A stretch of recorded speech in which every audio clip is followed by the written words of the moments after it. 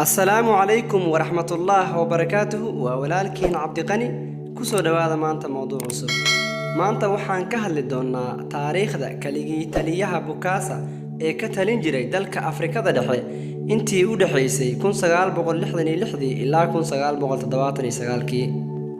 بوكاسا وحو دشي سندكي كون سغال بغل كوي لباتنكي إساقو نولا إلا يكون سغال بغل سغاشني لحدي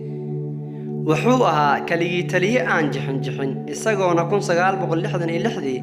ilaa 1979 gacan bir ah ku maamulayay dalka Afrikada Dhexe wuxuu ku waajibiyay dalka Afrikada Dhexe nidaam imbaraatori ah oo aysan taariikh u lahayn Bokassa wuxuu sheegtay inuu yahay imbaraator ka taliya dalka Afrikada Dhexe Bokassa wuxuu ahaa askari ka tirsan ciidanka gumeystaha Faransiiska markii Afrikada Dhexe madax banaanida heshay 1966 waxa uu sameeyay afgambi awood sheegasho ah isagoo ku dhawaaqay inuu yahay madaxweynaha Afrikada Dhexe wuxuu ahaa mid aad u jecel kuna dayda imbaraatorkii Napoleon Bonaparte heer uu gaaray inuu sheegto imbaraator inuu yahay waxa uu caleemasaarkiisa ku bixiyay $80 milyan xilli ay dadka Afrikada Dhexena gaajo la dhamaanayeen wuxuu sidoo kale taajkiisa oo ahaa mid ka samaysan dahab ku bixiyay $20 milyan inta uu xukunka hayay shacabku waxay ahaayeen kuwa cabsi iyo argagax ku nool wuxuu ahaa mid booqda goobaha lagu ciqaabo dadka isaga ka soo horjeesta ama lagaga shakiyo inay ka soo horjeedaan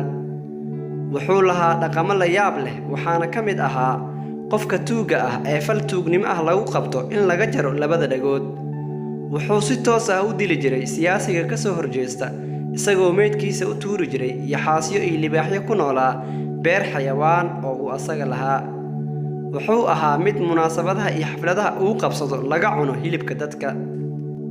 inta uu xukunka hayay waxyaabaha la yaabka leh ee uu sameeyay waxaa ka mid ah inuu xabsiga dhigay caruur iskooley ah sanadkii 1979 kadib markii ay diideen inay xirtaan uniformka iskuulka oo ay soo saari jirtay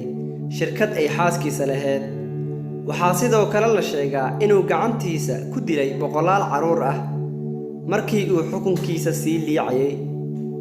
waxaana muddo yar kadib xilka ka xoogayeen ciidanka Faransiiska kadib Bokassa waxa uu u dhoofay dalka Faransiiska isagoo isku bedelay faqiir ay soo wajahday faqiirnimo iyo gaajo ba'an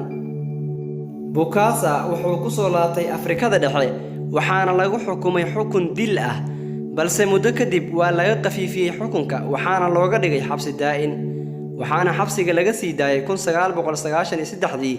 wuxuuna geeriyooday 1996 mowduucana intaas ayuu ku egyahay waa ku mahadsantahay daawashadaada wanaagsan ha ilaawin inaad subscribe dhahdo channelka Cabdi Qani Axmed sidoo kalena gambalaalka furato والسلام عليكم ورحمة الله